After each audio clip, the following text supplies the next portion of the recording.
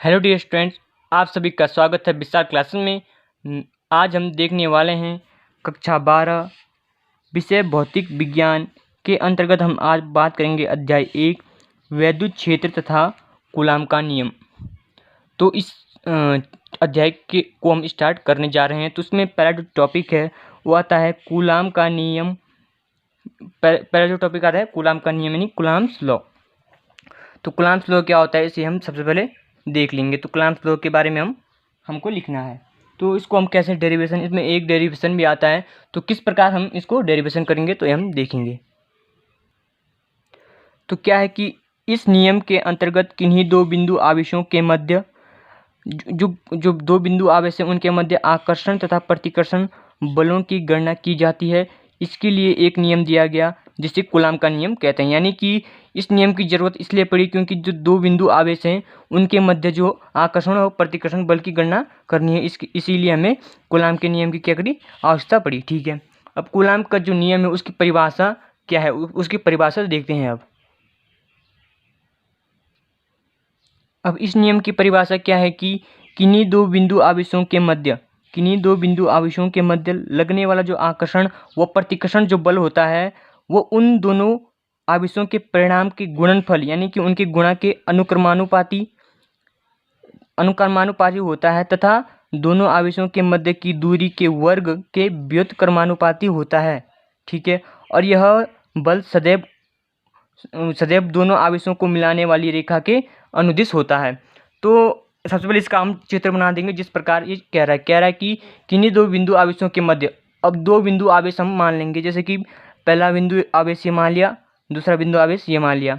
माना इसका नाम है Q1 और इसका नाम है Q2 आवेश। ठीक है, दो बिंदु आवेश। ठीक है, अब क्या बोल रहा है कि किन्हीं दो बिंदु आवेश पर लगने वाला बल आकर्षण तथा प्रतिकर्षण बल उन दोनों आवेशों के परिणामों के गुणनफल, यानी कि इसकी हम एक बीच में लाइन खींच देंगे। ठीक है, अब ये वाली दूरी ये क्या है, इसकी बीच की दूरी r है। ठीक है, अब क्या हो दोनों के गुणा। अब नियमानुसार क्या कह रहा है, नियमानुसार नियम बोला आकर्षण या प्रतिकर्षण बल को हम F से डिनोट करते हैं। अब ऊपर प्रोपोर्शनल किसी होगा दोनों आवेशों के गुणनफल के व्युत्क्रमानुपाती अनुक्रमानुपाती यानी समानुपाती होता है।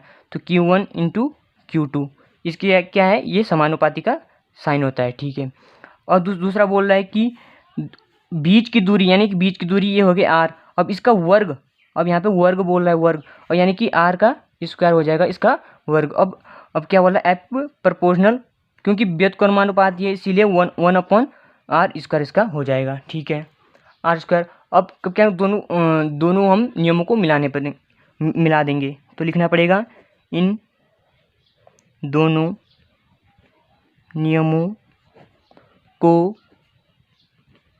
मिलाने पर, अब मिला देंगे और F हमारा क्या हो गया, कॉमन हो गया। तो F हमारा जो F है हमारा कॉमन हो गया, तो F हम कॉमन यहाँ पे ले लेंगे। ठीक है, अब ये वाला ये जो Q1 Q2 इसको भी लिख देंगे यहाँ पे इंटू Q2 और अपॉन में r स्क्वायर, तो इसका r स्क्वायर ये हो गया। तो ये हमारा यहाँ बल निकल के आ चुका है। ठीक है, अब ये बल निकल के आ चुका है। अब इस जो साइन है ये प्रोपोर्शनल का साइन है, इसको हटाने के लिए हमें एक नियतांक का जरूरत होगी। तो नियतांक हम लेते हैं। अब ये हो जाएगा F, ये हमारा निकल के आ गया था कि F proportional Q1 into Q2 upon r square, ये निकल के आ गया था। अब जो F है, अब इसको हटाने के लिए, इसको बराबर का चिन्ह लगाने के लिए हमें एक नियतांक की जरूरत होती है। तो नियतांक हम की नियतांक ले लेंगे। ठीक है, अब Q1 into Q2 upon r square. ठीक है, अब इसको हम समीकरण 1 मान लेंगे। ठीक है, मान लिया समीकरण 1। अब इसके बाद क्या करेंगे हम, अब K एक नियतांक है जहाँ, अब यहाँ लिखना होगा कि ये K क्यों आया। तो K हम लिखेंगे कि K बराबर क्या है, K बराबर एक नियतांक है, एक नियतांक है। ठीक है, और K का जो मान है, जो नियतांक है इसका मान यहाँ पे होता है K equal to 1/4 pi epsilon. इसका नाम है एप्सलॉन, ये आपको याद रखना है। एप्सलैन भी कहते हैं, एप्सलैन इसका नाम है एप्सलैन। ठीक है, तो हो जाएगा 4 पाई एप्सलॉन। पाई की आपको वैल्यू पता ही होती है। अब ये इसको हम समीकरण नंबर 2 मान लेंगे। अब जो इसका मान है, इसका मान हमारा होता है कितना होता है 9 into 10⁹ newton metre square upon में क्या कूलम स्क्वायर होता है, ठीक है, यानी कि c² होगा इसका मान जो होता है, ठीक है। अब जो एप्सिलॉन ये हमारा क्या होता है, तो एप्सिलॉन बराबर होता है ये क्या होता है किसी माध्यम की विद्युतशीलता होता है, क्या होता है किसी माध्यम की विद्युतशीलता, और इसका मान होता है 8.54 सॉरी 8.854 है, 854 into 10⁻12 coulomb square upon newton metre square इसका मान होता है। तो इसको हम ठीक है, ये हो गया। अब जो हमारा निकल के आया था यहाँ पे के की वैल्यू रख देंगे हम, जो समीकरण 1 है उसमें के की वैल्यू रख देंगे। तो यहाँ पे हम लिख देंगे समीकरण, यहाँ लिखना पड़ेगा कि समीकरण 1 में के का मान रखने पर, अब हम समीकरण 1 है इसमें के का मान रख देंगे रखने पर। अब समीकरण 1 क्या थी, समीकरण 1 लिखने हैं। समीकरण 1 थी हमारी F = के Q1 into Q2 R square, ये थी हमारे समीकरण नंबर 1। क्या थी है, समीकरण नंबर 1 थी। अब इसमें के का मान कितना था, के बराबर था हमारा 1/4 पाई एप्सिलॉन, ये था। अब ये जो पूरी वैल्यू है वो यहाँ पे रख देंगे, के के मान में रख देंगे, जो इसकी सारी वैल्यू है, ठीक है, रख देंगे। तो हमारी निकल के आ जाएगा, क्या निकला, F = निकल गया, जो के की जगह हम क्या रख देंगे 1/4 पाई एप्सिलॉन रख देंगे, ठीक है। तो आ जाएगा 1/4 पाई एप्सिलॉन, क्योंकि के की जगह हम क्या रख रहे हैं, ये एप्सिलॉन रख रहे हैं। तो आ जाएगा Q1 into Q2 upon R square, ठीक है। तो यही जो हमारा निकल के आएगा, यही हमारा कूलाम का नियम कहलाएगा, ठीक है। यही क्या हमारा क्या कहलाएगा, कूलाम का नियम। F = क्या होगा, कूलाम का नियम क्या होगा 1/4 pi epsilon Q1 into Q2 upon R square. तो इस प्रकार हमने ये देख लिया कि कूलाम का नियम क्या होता है। तो सबसे पहले हमने क्या किया, देख लिया यहाँ पे। सबसे पहले हमने क्या किया कि इस नियम के अंतर्गत जो है हमें पता था कि किन्हीं दो बिंदु आवेशों के मध्य आकर्षण या प्रतिकर्षण बल की गणना की जाती है, ठीक है।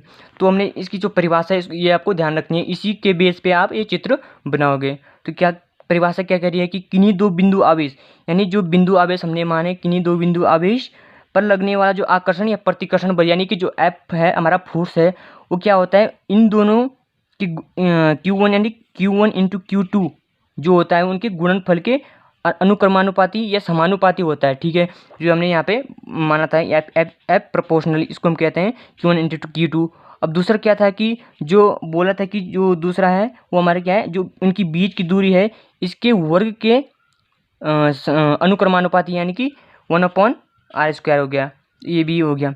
अब इन दोनों हमने क्या किया कि इन दोनों बलों को मिला दिया, तो बस ये आ गया। इसके बाद जो महत्वपूर्ण यहाँ पे आता है कि जो प्रोपोर्शनल है इसको हम हटा के यहाँ पे हमने रख दिया था। तो के का मान क्या था वो हमने दिखा दिया था, ठीक है। अब चलते हैं अगले टॉपिक पर।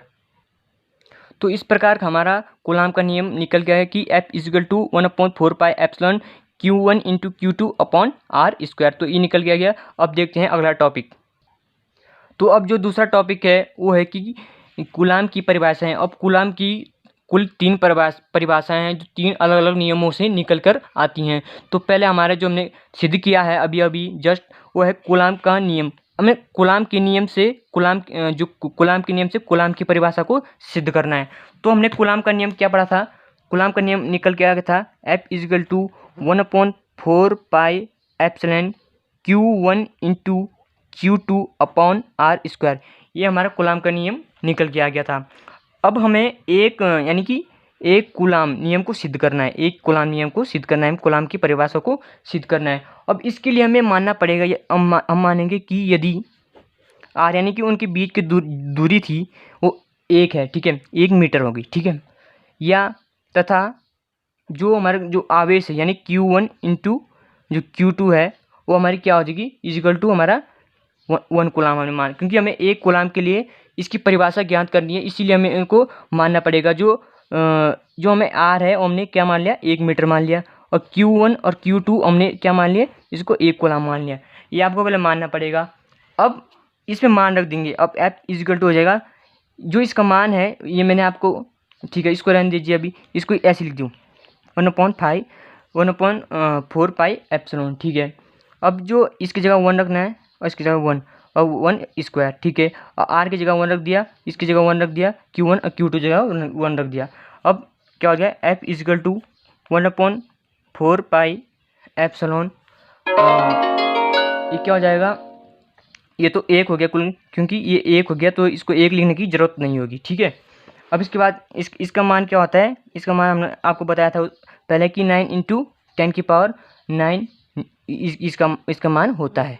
तो ये क्या हो गया, न्यूटन, इतना न्यूटन बल आरोपित होगा, ठीक है। अब इसको लिखना कैसे है कि कूलाम की परिभाषा कूलाम के नियम से। अब इसको लिखना कैसे देखेंगे। अब तो अब हमने जो ऊपर माना था कि हमने क्या माना था कि यदि R जो हमने 1 मीटर माना था और Q1 Q2 1 कूलाम माना था, तो उसी को हम लिख देंगे कि एक कूलाम आवेश वह आवेश है जो अपने से 1 मीटर, यानी कि हमने 1 मीटर की दूरी मानी थी, अब अपने से 1 मीटर की दूरी पर वायु ऑब्लिक निर्वात, निर्वात का अर्थ होता है कि जहाँ वायु न हो, वायु की अनुपस्थिति हो, ठीक है।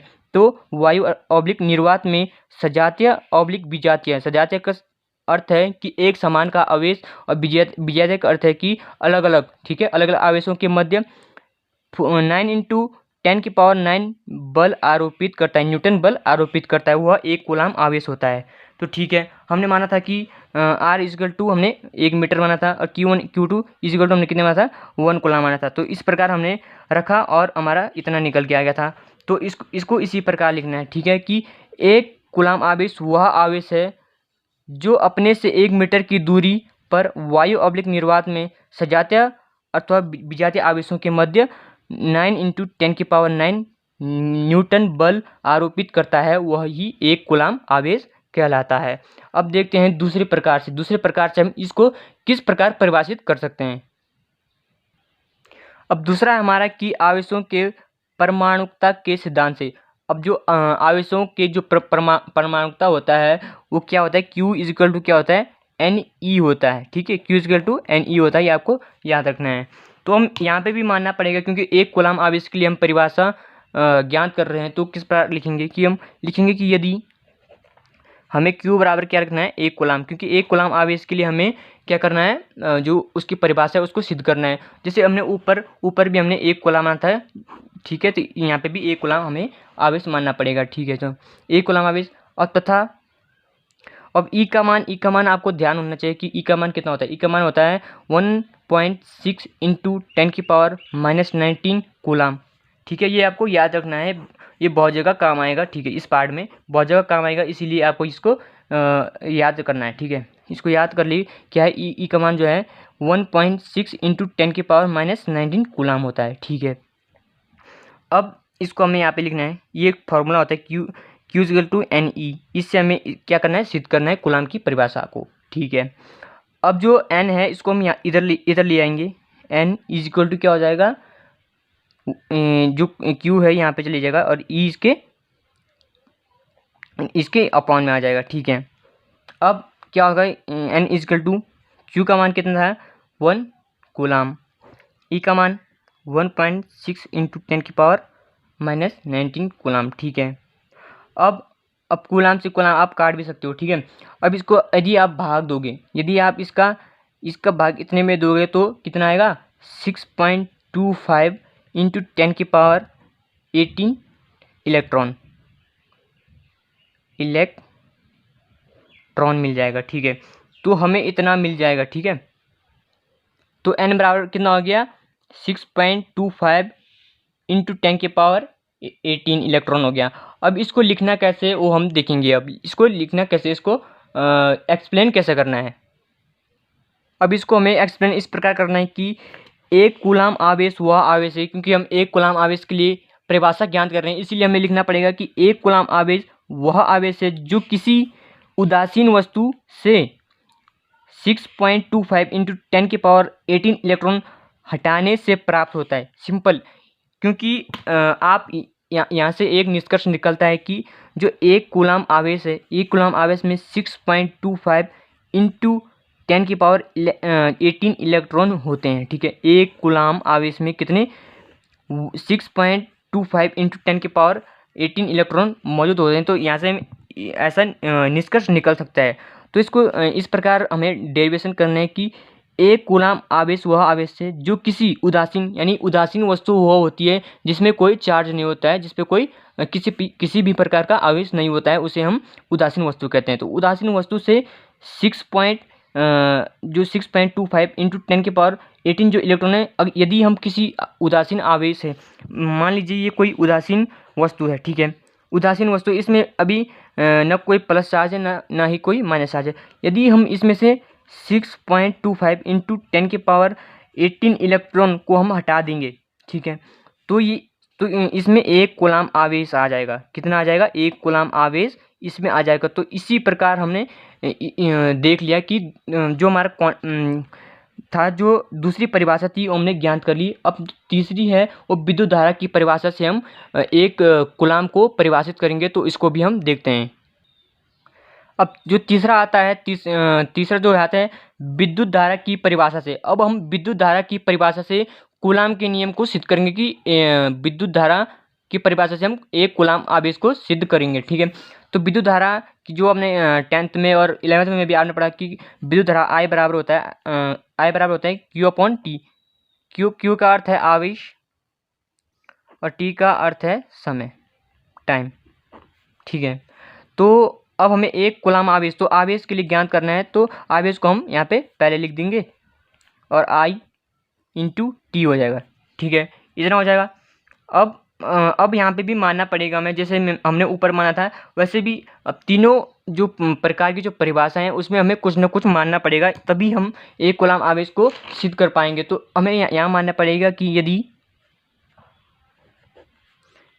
हमें I बराबर जो I है वो हमें 1 एम्पियर मानना पड़ेगा। कितना? 1 एम्पियर मानना पड़ेगा। और समय भी हमें 1 सेकंड मानना पड़ेगा। कितना? 1 सेकंड। ठीक है, 1 सेकंड मानना पड़ेगा। 1 सेकंड मान, तो क्या हो जाएगा? Q क्या हो जाएगा? 1 इंटू यहाँ पे क्या हो जाएगा? 1, जो I का मान 1 था तो 1 इंटू और T का मान भी 1 था तो 1। ठीक है, तो जो कूलाम आ जाएगा 1 कूलाम। आवेश कितना है? 1 कूलाम। तो 1 कूलाम सिद्ध हो गया। अब इसको सिद्ध कर दिया, अब इसको लिखना कैसा है वो देखेंगे। अब तो इसको लिखना किस प्रकार है कि इसको इस प्रकार लिखना है कि एक कूलाम आवेश वह आवेश है जिस किसी चालक या वस्तु जिसमें भी हम धारा जो प्रवाहित कर रहे हैं वो चालक होना चाहिए। जो किसी चालक या वस्तु में 1 एम्पियर धारा, जो 1 एम्पियर धारा है वो 1 सेकंड में प्रवाहित होती है। जब किसी चालक में 1 एम्पियर धारा 1 सेकंड में प्रवाहित होती है तो इसे ही हम एक कूलाम आवेश कहते हैं। ठीक है, तो ये हमने सिद्ध कर दिया कि विद्युत धारा की परिभाषा से। विद्युत धारा की परिभाषा क्या थी? I इक्वल क्या थी? Q/T था। तो Q इक्वल टू क्या हो गया? I इंटू T हो गया। तो हमने क्या किया कि I बराबर 1 एम्पियर रख दिया और T बराबर 1 सेकंड रख दिया। तो उस प्रकार हमारा क्या निकल के आ गया? Q बराबर 1 कूलाम निकल के आ गया। तो हमने सिद्ध भी कर दिया, लिख भी दिया कि